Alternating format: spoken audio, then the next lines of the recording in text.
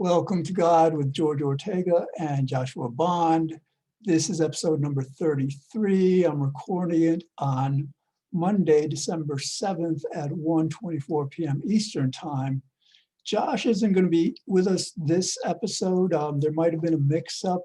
I thought we were going to record an episode or two today, but he'll definitely be back either next episode or the one after. So yeah, I want to do this. Basically, again, this is like the show is entirely about God. And as you've noticed during the episodes, it's not so very easy to stay focused on God, to talk exclusively about God or as much as possible. And but what I'm discovering is that that it's a very, very useful practice. Again, Josh and I talk about this all the time. The religions of today, I believe, are overly focused too much on understanding people, understanding the ancient Jews, the ancient Christians,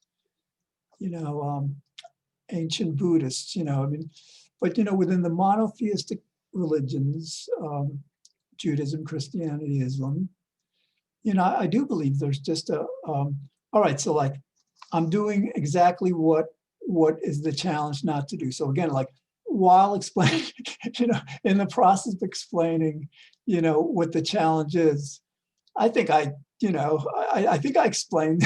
So let me return to God.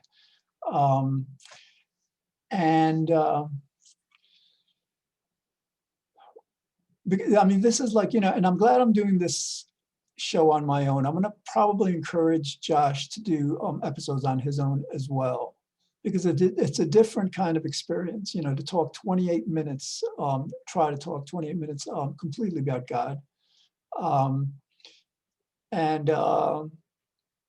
So yeah, all right. So all right. One thing, I'm going to, this, it doesn't take long to kind of come up with things to talk about God. One thing I want to start with, though, is that God is available to be spoken with all day, every day, 24/7. You wake up, you go through your day, you go to sleep again, God is always there. And yes, I get that we tend to be busy, but that doesn't mean that we shouldn't, for goodness sake, spend at least an hour or two. That may seem like a lot, but it's 24 hours each day. We're doing what? Like 8 hours we're sleeping fine, but the other 16, and I say this not as a fulfillment of some commandment, because there certainly are commandments for ritualized prayers, morning, evening, afternoon, that are extremely good and useful. But this is kind of a more personal connecting with God. And all right, I'm going to catch myself again, rather than talking about God. It's good when Josh is with me. I think I get more focused, because I think I noticed that like he'll veer away from God, and it's easier to catch it when he's doing than when I'm doing it. But right now, like I'm doing this on my own this episode, so like I have to just basically monitor myself. All right. So why am I saying that it's so good to spend an hour a day just talking with God? Well, for one, it's we're just waking up to this as a humanity, human species, but we are living in a collective delusion, believing that everyone has a free will. I spent 10 years trying to get people to understand it. People will understand it. It may not come this year or next year or whatever. People will get it. But in the meantime, we go through our days believing that we're like mini gods, that we're like what we do and think and say and feel and all that stuff is up to us. Well, none of it is. Essentially what's happening is God is manifesting God's will through us. God is manifesting her will through us. And the reason I'm referring to God as a her is because I believe that we have referred to God as a he for a long time, which has had its benefits, but I think our world has become perhaps a bit too aggressive, too angry, judgmental. And I think the feminine, aspect of God, the Shekinah in Judaism, is important to recognize, identify with, communicate with, because that's the part about grace and love and kindness and mercy and peace and happiness. I'm not going to say that the male part of God isn't about that also. But the male part of God is about and God said, this city was like doing things wrong, we're going to destroy them, So God is, that God is kind of again, all right, I don't want to tangent too much. So anyway, so the reason, all right, I'm gonna shift even more. Rather than trying to convince you to talk to God, I'm gonna get more directly focused on God. So I'm not gonna be telling you to do much stuff. Maybe not. I don't know. Yeah, I'm gonna try to spend the next 21 minutes talking about what God is and what God isn't. How's that? All right. God is, all right. First of all, God is everything. God is everything. There is nothing that is not God. And that's our definition of God. I could pull up the wiki page for you here on God, which is wiki is kind of the collective consensus on the vast majority of things, certainly on this. God, when God is referred to in Judaism, Christianity, and Islam, is everything. Perhaps more definitively or more accessibly, God is the creator of this world, this universe, this observable universe. And we know that from the first line in the Bible. In the beginning, God created the heavens and the earth. So then the question becomes, well, all right, so God created this world, and he probably created, because this world is only almost 14 billion years old, since the Big Bang. It stands to reason that, well, God being, I'm going to introduce, God is also infinite, all right? That's another common consensus understanding of God is infinite. If time is eternal, like we understand God and time to be, then there was an eternity of God and time before God created this current universe. So I just wanted to mention that God obviously created all those other universes, and God being everything, could be said that God continually evolves from one universe. And theoretically, it could be that God certainly, without a doubt, there are other billions, trillions of other worlds like this in our universe. Well, like this. I know, because the question is whether, we're not all that intelligent as a species, but we're a lot more intelligent than, than the animals and stuff and the insects. But let's say there are a lot of other worlds, some of which I have to be, we've got to be complete idiots, compared to some worlds that are out there. and many worlds, I guess, are just not evolved to our state yet. But the point is, we're not the only world in this universe. There are aliens out there. There are other beings. They're not human. They could be all around us. All right. So, but God is everything. Created this universe, this world of ours, created every other world before. God existed, will exist eternally. I mean, that's mind-blowing. You know, that's a show right there. I mean, like, you know, that's something to contemplate. I mean, I can't fathom it. I remember as a kid, you know, like late at night, just like, you know, maybe like on a Sunday night or something after having gone to church or something. I don't know, you know, I'm thinking to myself, God, eternal. Wow, that's a long time. That kind of, I remember it scaring me a bit, you know, holy, you know, whole eternity. And then the other kind of like thing I think that scared me somewhat as a kid when I would really contemplate it is that God is infinite. I mean, God, there is no barrier. You know, God just, space just goes out there infinitely. And actually that, all right, if we want to get scientific, you know, the eternity, you know, like what happened, eternity is a logical concept. In other words, like science doesn't tell us anything that happened before the Big Bang because there's nothing for science to analyze, to measure, to perceive before the Big Bang. But logic tells us there was, you know, stuff before, because otherwise, you know, like if there wasn't stuff, if there wasn't God before this Big Bang, how did it come into being? So like, you know, and scientists acknowledge this. But the case of eternity is a bit, or infinity is a bit more complicated in that, I mean, to my mind, you know, because like the idea, all right, we should get into the physics like this, is God is physics. So like the idea is like this universe evolved from this Big Bang. It's kind of like a tiny mass of matter, of mass, you know, just like the size of an atom, and everything. I mean, this universe is immense. It's got 2 trillion galaxies, each with like 200-300 billion stars.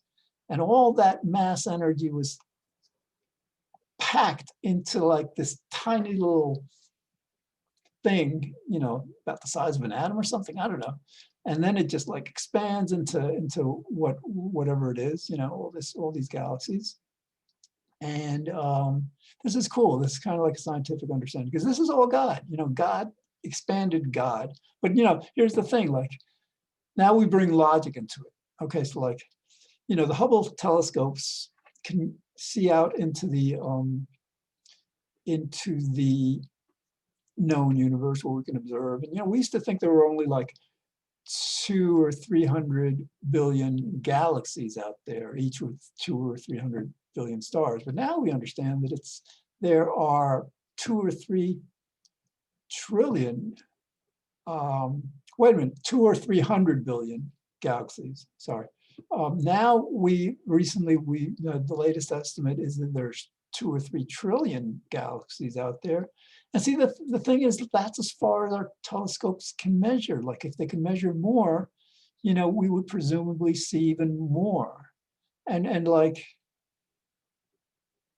see, the problem in physics is that, like, you know, this universe, this mass energy has been expanding at a certain rate. Apparently it's accelerating, but it's expanding.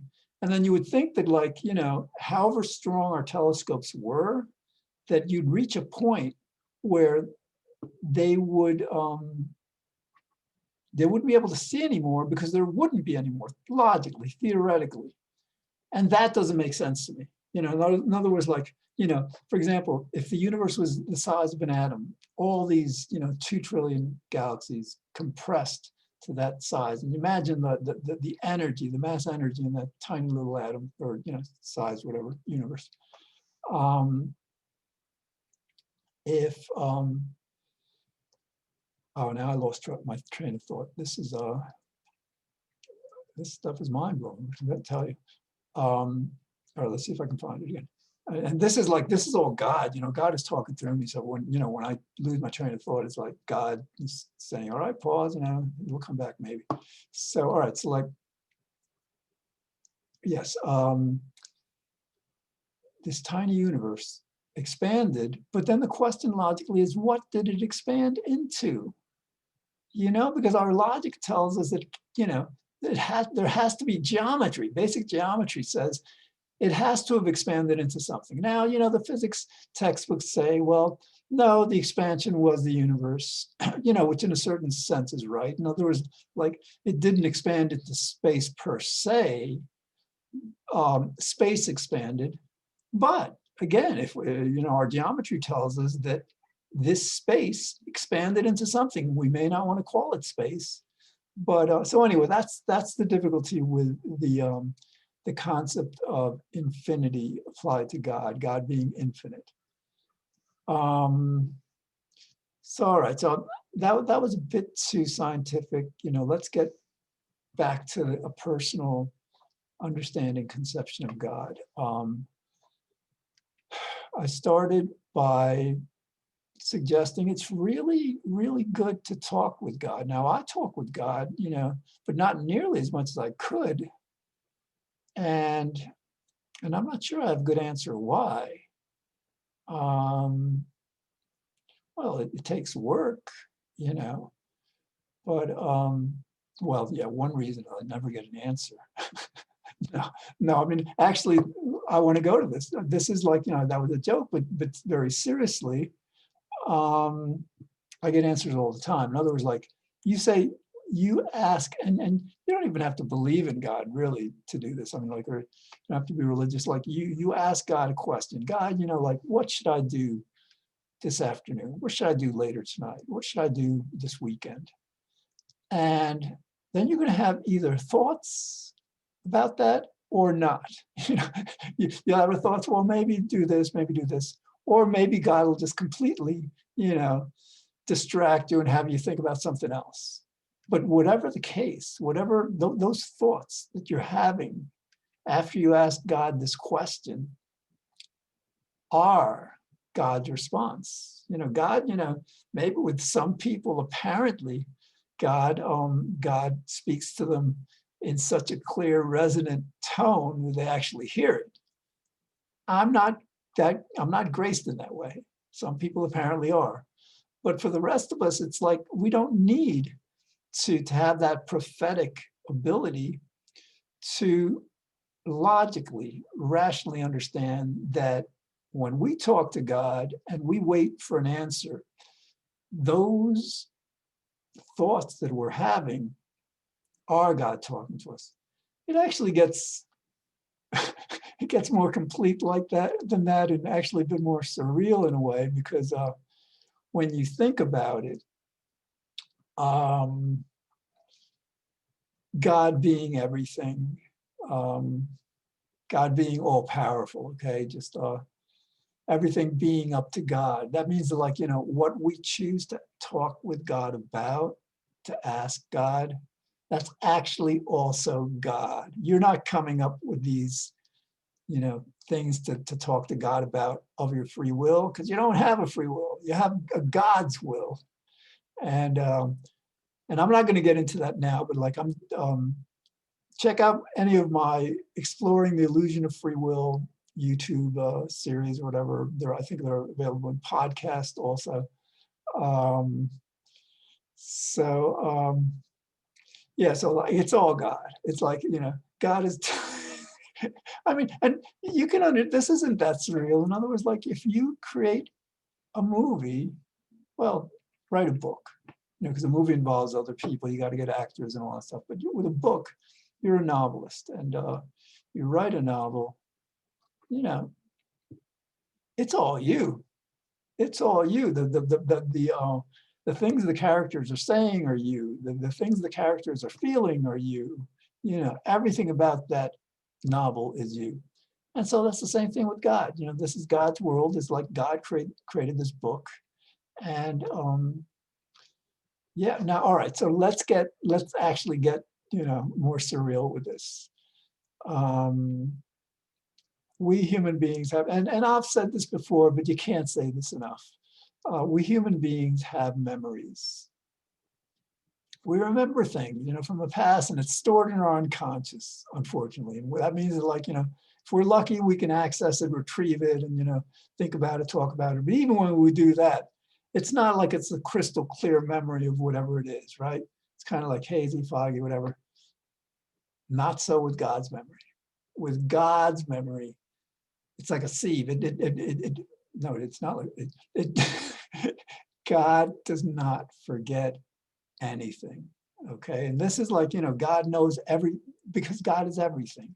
If God is everything, then you know everything. If you know everything, then you know everything that happened in the past. But here's where it gets even more surreal.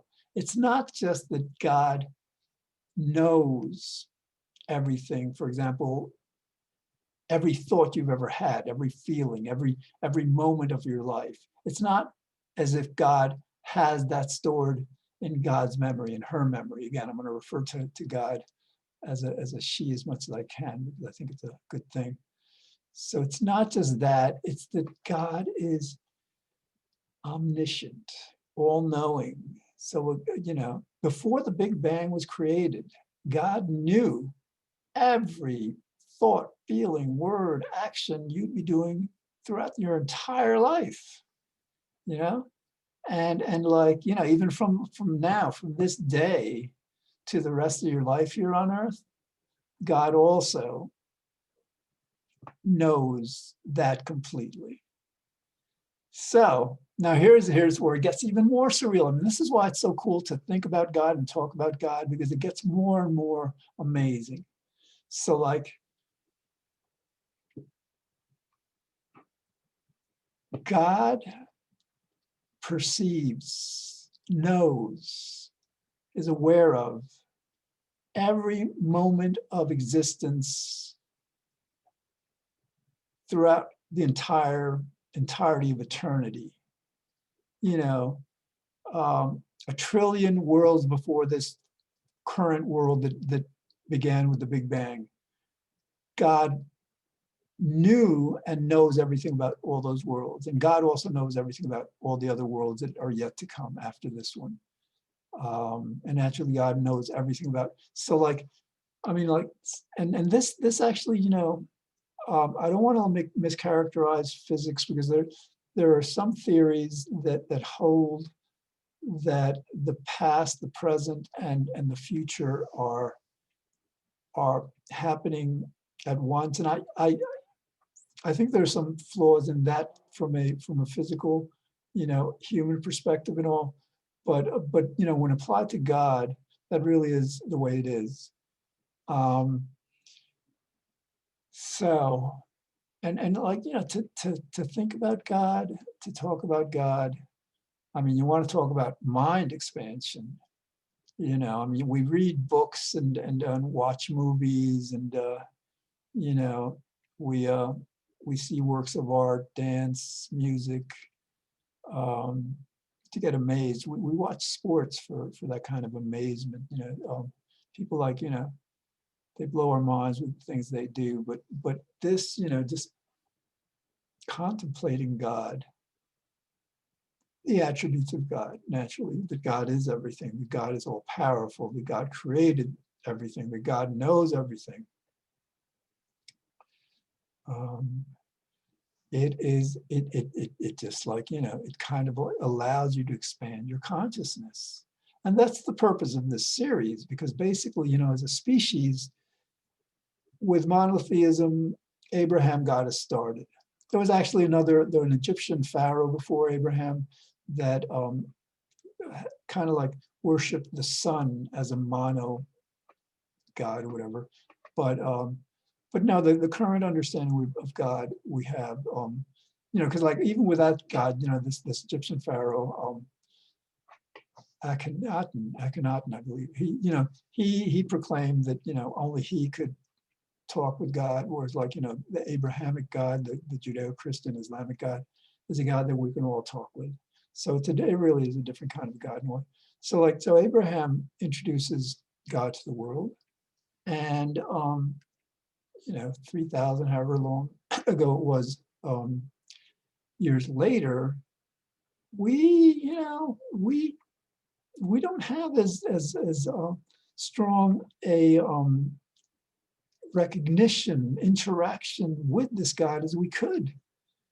We're very familiar with God's ideas, be kind, be good, follow, the suggestions in the Bible, follow about morality, about how to be. These are like, I don't want to minimize that in any way, because that's the wisdom that leads us to greater happiness, greater health, greater virtue. But that traditional kind of religion doesn't address this, and perhaps, I've researched this some. There may be, sects within Judaism, Christianity, Islam that have the meditative practice of contemplating God, of just like doing exactly what I was talking about before, contemplating God's grandeur, God's infinity, God's omnipotence, God's attributes. But it's not it's not like a practice that that is really well known about. I mean, I've read a lot of religion, and I haven't come across it really in Judaism all that much, nor in Christianity. Perhaps the monks, I'm not sure how they prayed, in monasteries, but anyway, yeah, I think it's really, really good, mind expanding and virtuous and fun, yes, to communicate with God, to just to recognize God's being and interact with God, because all right, one more point. I've got 1:20 left before the episode ends. When we're interacting with each other, it's like one puppet interacting with the other. And God's hands are in, there's these two hand puppets, and God is controlling both of them. So, now this is useful, if we're sitting across a table and we need the salt to be passed, we can't ask God to pass the salt and magically the salt will just like hover over to us. We have to communicate with each other for many, many good reasons. But, I think it's helpful and enlightening to understand that, yeah, this is an indirect communication, that when we want to communicate more directly, we communicate with God, because then that's God not filtered either. I mean, it's still filtered through us, because God is controlling what we're thinking about God, but it's not filtered twice through, let's say, another person. All right. So I guess that's all we have time for. I'm not going to do another episode because I feel that I've talked about God enough, and hopefully Josh will, he and I will do the next one soon. Thanks for watching, and we'll see you again next time. Thanks.